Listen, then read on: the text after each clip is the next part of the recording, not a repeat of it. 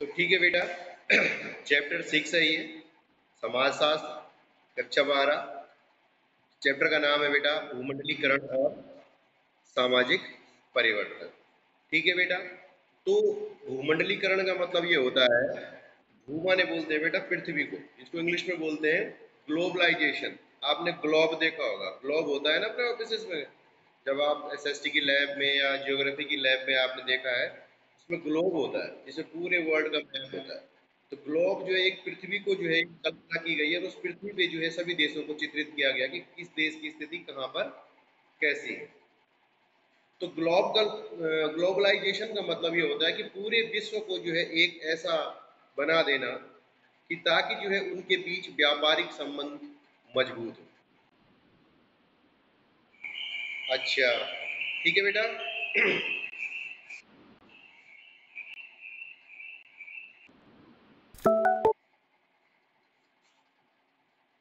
ठीक है बेटा। तो यहाँ पे बात है भूमंडलीकरण की चल रही है, ग्लोबलाइजेशन। तो यहाँ पे क्या है कि जब किसी देश की अर्थव्यवस्था पूरे विश्व की अर्थव्यवस्था के साथ मिलकर काम करती है, अर्थात हमारी अर्थव्यवस्था जो है, अब वो पूरी अर्थव्यवस्था का मतलब क्या है कि हमारे व्यापारिक संबंध जो है बिना किसी रुकावट के सबके साथ पूरे विश्व में जो है तकनीकी पूंजी जो भी इनका जो आवागमन है वो किसी बिल्कुल बिना बाधा के होना चाहिए।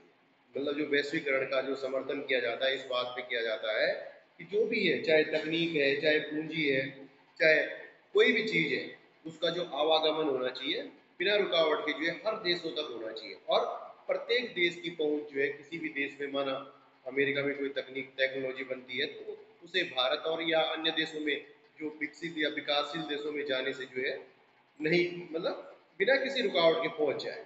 ठीक है। तो भूमंडलीकरण आज देखेंगे, आज भूमंडलीकरण ने जो है हर क्षेत्र को जो है हमारे प्रभावित कर दिया है। कैसे?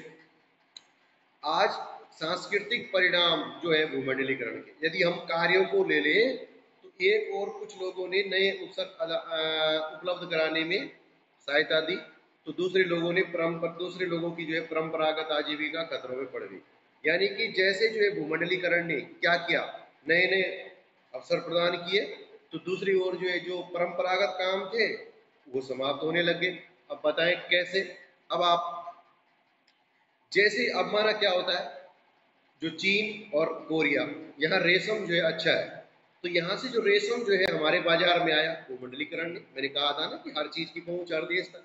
अब हुआ क्या कि जैसे जो है कोरिया और चीन के जो रेशम के धागे ने जो है भारतीय बाजार में प्रवेश किया, तो बिहार में रेशम बनाने वाली और धागा बनाने वाली औरतों का क्या हुआ, धंधा चौपट दिया ना। एक और तो उसने व्यवसाय दिया, लेकिन दूसरी ओर क्या हो गया, जो बेचारी सूत काटती थी, धागा बनाती थी, उनका व्यवसाय क्या हो गया, समाप्त हो गया।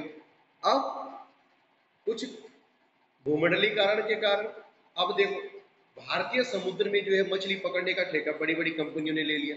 अब बड़ी बड़ी कंपनियां आई तो ऐसे ही बड़े बड़े जहाज आए जो एक साथ सारी मछलियां बटोर के ले गए, और उनमें वो मछलियां सब चली गई, सारा क्षेत्र चला गया जहां से भारतीय मछुआरे अपनी नावों में परंपरागत तरीके से जो है मछली पकड़ते थे। जो मछलियां भारतीय जो मछुआरे जाते थे उनके द्वारा इकट्ठी की जाती थी, तो क्या हुआ, वो सारे बड़े बड़े जहाज उन मछलियों को उठा के ले गए। तो इससे क्या फर्क पड़ा, अब लोगों को रोजगार मिला, चलो मछलियां मिली, सस्ती मिली, जैसे भी हुआ, लेकिन इससे क्या हुआ, यहाँ पे जो है जब मछलियां पकड़ी जाती होंगी तो उसमें जो है मछलियों को छांटा भी जाता होगा, सुखाया जाता होगा, बेचा जाता होगा, फिर परंपरागत रूप से मछलियां पकड़ी जाती हैं तो जाल भी बनाए जाते हैं। तो कितनों का रोजगार छिना, जब बड़े बड़े जहाजों ने जो मछलियां पकड़नी शुरू कर दी, जाल बनाने जो वाली औरतें, उनका जो मछली छांटती थी, सुखाती थी, बेचती थी, उन सबका रोजगार क्या हो गया, सब अचल हो गया। मतलब एक और तो उसने जो है नए अवसर उपलब्ध कराए, यानी नई तकनीकें आई, भाई ऐसा करो, इस तरह से जो है ज़्यादा उत्पादन होगा, ज़्यादा उत्पादन होगा तो सस्ता मिलेगा। लेकिन क्या हुआ, इससे जो रोजगार था, उनका स्थानीय रोजगार था, वो छिन गया। अब भूमंडलीकृत अर्थव्यवस्था के जैसे लक्षणों की बात करें तो भूमंडलीकरण में जो है उदारीकरण की बात सबसे पहले की जाती है। उदारीकरण वो अवस्था है कि जहां पे जो है बाजारी अर्थव्यवस्था से सरकार का नियंत्रण धीरे धीरे समाप्त होकर अंततः समाप्ति की ओर हो जाता है। तो भूमंडलीकरण में जो है सामाजिक एवं आर्थिक संबंधों का विश्व भर में विस्तार किया जाता है। ठीक है बेटा, इस तरह से अर्थव्यवस्था के उदारीकरण का अर्थ है व्यापार को नियमित करने वाले नियमों और जितने भी वित्तीय नियमन है उनको हटा दो। कहने का मतलब है इन उपायों को क्या कहते हैं, आर्थिक सुधार, यानी कि बिना रोक टोक के जो है व्यापार होना चाहिए। कस्टम ड्यूटीज, ये टैक्स वगैरह इनमें जो है कटौती होनी चाहिए, तब जाके जो है मुक्त व्यापार क्षेत्र, मतलब कोई शर्तें नहीं होनी चाहिए। शर्तें ऐसे तो नहीं है कि मतलब कोई विदेश कहीं भी चला जाए, लेकिन कठोर नियम नहीं होने चाहिए ताकि जो है किसी को परेशानी का सामना न करना पड़े। ठीक है बेटा, तो इस तरह से जो है ये भूमंडलीकरण।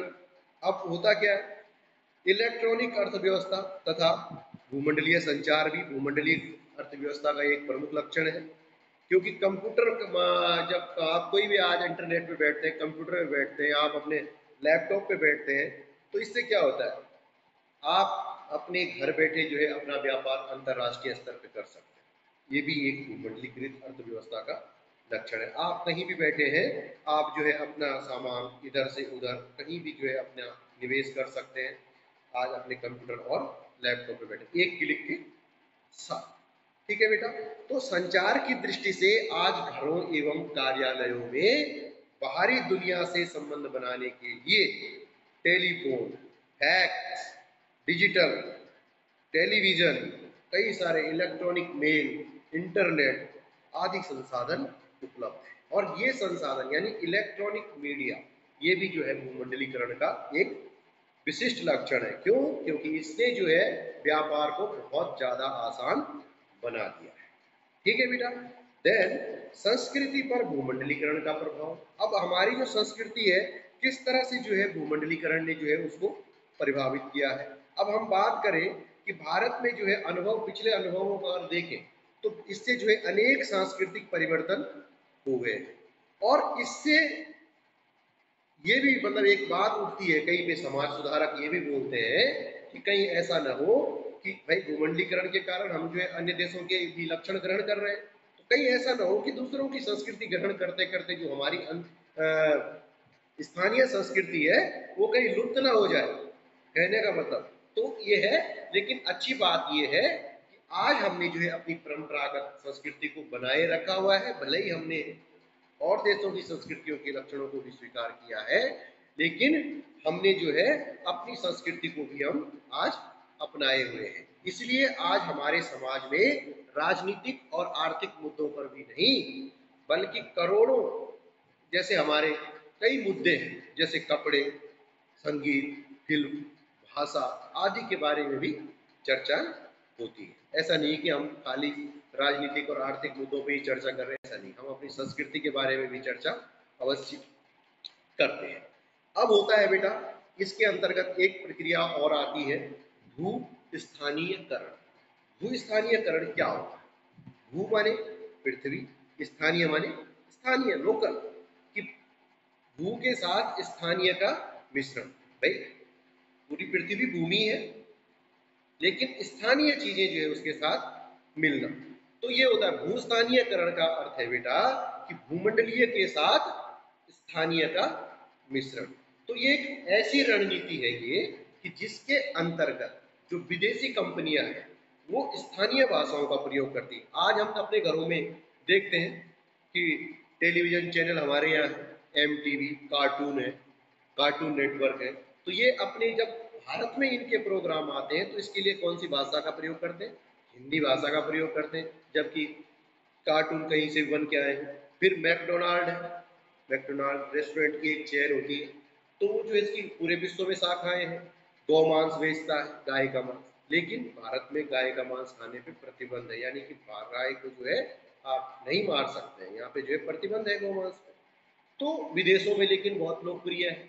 तो मैकडोनाल्ड क्या होता है कि जब भारत में नवरात्रे होते हैं, नवरात्रि के समय, त्योहारों के समय, बिल्कुल यहाँ पे नॉनवेज नहीं बिकता है, शुद्ध सात्विक भोजन बिकता है। क्यों?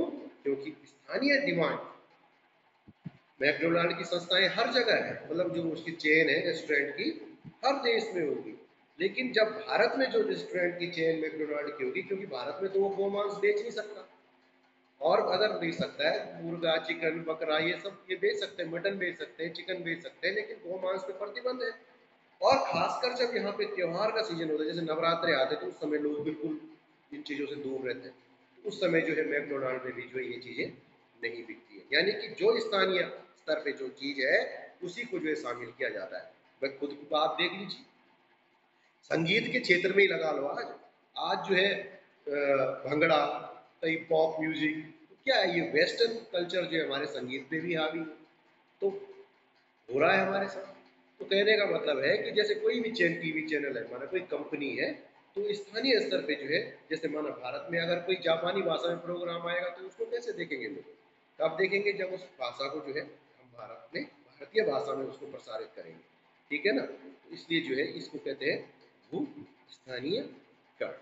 आज के लिए इतना ही है, आप बने रहें।